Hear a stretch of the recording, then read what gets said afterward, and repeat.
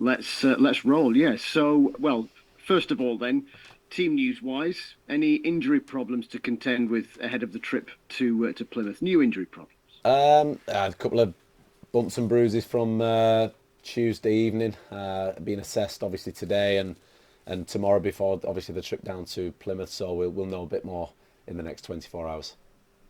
You've had longer than a brief hello with the players since the match the other day. So, what have been the key priorities that you've sought to address?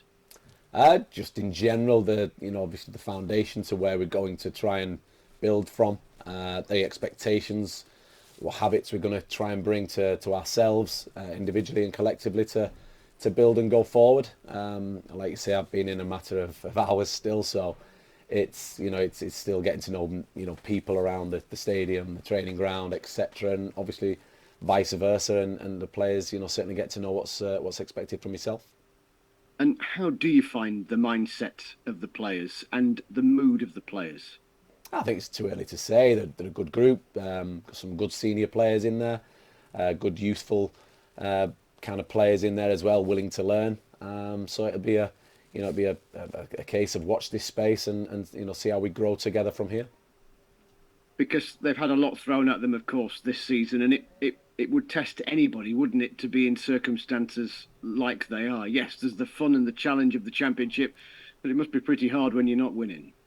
Again, that's prior to me coming in the building. So all I can kind of control now is today going forward, the mindset, the information of what we've got, keeping what's good about us, and building on other things going forward. What would perhaps in your mind's eye constitute an easy win, as it were, in terms of sorting out the problems to try and get you that first win, if you like, as Rotherham United manager? Score more goals than the opposition. Yeah. That's it. We've got to maintain our work ethic. We've got to maintain our endeavour. And listen, everybody knows we've been blighted a little bit with injuries. We couldn't fill the bench on Tuesday. To do that in the Championship, it's unforgiving. I don't have to tell you guys that it's a challenge, and fingers crossed we'll have a few bodies back in the next week or two. January is coming up on us, so it may be a challenge in the short term, even more so than going into the new year and looking forward. Is it a case of, because in certain clubs that no doubt you've been involved in the past, it's about remoulding the squad. Is it with January in mind about making sure you've got a squad capable of of of operating in the championship week in, week out, so that if you do have a glut of injuries again, the team won't necessarily be so worse off? I think it's all the above, isn't it? It's the conversations that need to be had going forward. It's the challenge that's obviously upon us, and like you say, going into the new year. So it's just to repeat what I said before. Keep what's been good about ourselves going forward, and can we add more? Can we give more? And like you say, get them easy wins, quick, sooner rather than later. And in terms of meetings, and look, I'm minded obviously that it's been no time essentially about, say, the structure of how you want things to be laid out going forward. Then, not just in terms of planning for January, but kind of the whole thing right throughout. Yeah, I mean, I've got a vision of how a football club looks. I've been at many football clubs with how a culture is, and what philosophy you want to implement. Coming at this time of year, a lot of them things are out of your control. So control what the controllables, so to speak. What have we got available? What's the best attributes that we've got, and how can we use them in the short term? And then listen, medium term, can we mould in certain areas? And then in the long term, can we be the best version of ourselves and represent what we want to do? Is that going to happen over the next 24 hours and few weeks and months? Of course, it's going to happen in a process. And in terms of the wider structure, obviously as the team's manager, what input will you have in those discussions? I'd like to think I'd have a heavy input and a really strong opinion with how the football club grows and kind of evolves. Like I said, every football club that I've been at, every organisation, I'd like to think I've left it in a really strong place when I've left, and this will be no different. And just finally on all this sort of thing, and the main reason really I'm asking is that is there a sort of time scale on when you might be able to bring in coaches that you would want to bring to the football club. And I know Rob Scott was talking about sort of a director of football position the other day whilst you were doing media as well. Whether there is a time scale on that. Again, it's like anything. We're in a time of the season that we are. We're in a challenging place that we are. So it'll be a similar process with everything. It'll be well thought of. It'll be thought through thoroughly. And if we can add good people to the football club, we will. But it's got to be at the right time and the right person. What feedback have you had as to anybody giving you a guidance on why Rotherham just can't win away from home? And what impressions do you have as to why that might be? Again, listen, this is prior me to coming in. I'll control, what we do from here on in, and you'll have my opinion with going forward from that. I'm never going to give, an unconscious or an unbiased opinion of other people or other people's work or other things that have happened in the past. That's not. I don't think that's correct. Everybody will have a subjective or objective opinion, but what I can control is from now, and I'll certainly have an opinion on that going forward. Because fans will look at Plymouth away, where they don't lose much down there, and Leicester away, because it's Leicester, and be quite daunted by that. That's the challenge of the Championship. We worked hard to get here. We're not kidding ourselves to where we are in the challenge. We've got a certain objective. We concentrate on the likes of Leicester's when we play them, and then after that, we've got no real kind of thought process because we're not in their challenge. That's not our so-called fight, so to speak, at the minute. Leicester's got their own challenge, which is trying to get promoted to the Premier League. Our challenge is trying to stay in the Championship.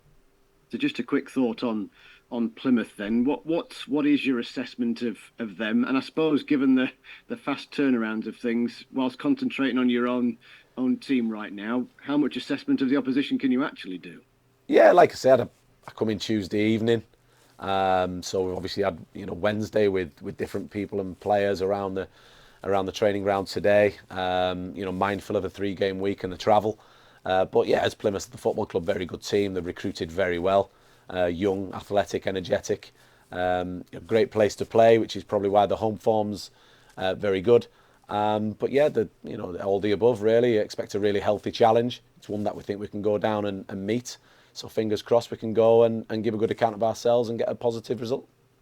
Just before I close, I know we sort of touched on injuries, and one player that we haven't, and I'm not into, nobody's really asked about for a while is Ferguson. Where is he on the comeback trail? Yeah, again, these are all the things that I'm meeting about, getting updated with. So I'm not going to sit here being in the club days and give you a time scale on people without knowing the personalities. If it was people I've worked with before, I'd probably guess, yeah, he'd be back X day, or other people I think he might take a little bit longer. But the lads are working hard. They're working hard to be available. They're very aware of the situation that we're in, and we need everybody. We need all hands on deck, so to speak. So there'll be an update, I'm sure, in the coming weeks. Going briefly, just reflecting on Tuesday night's game against West Brom, quite a close contest. Could have gone either way in the end, couldn't it? Yeah, it was disappointing that we didn't even get a point, but it's just one of them things where we just need to brush ourselves off and go again, really. For yourself, you've played a number of positions this season. Predominantly, you played most of your career as a sort of a left back. You played left wing back. You played left centre back. And now a new position on sort of the left wing as well.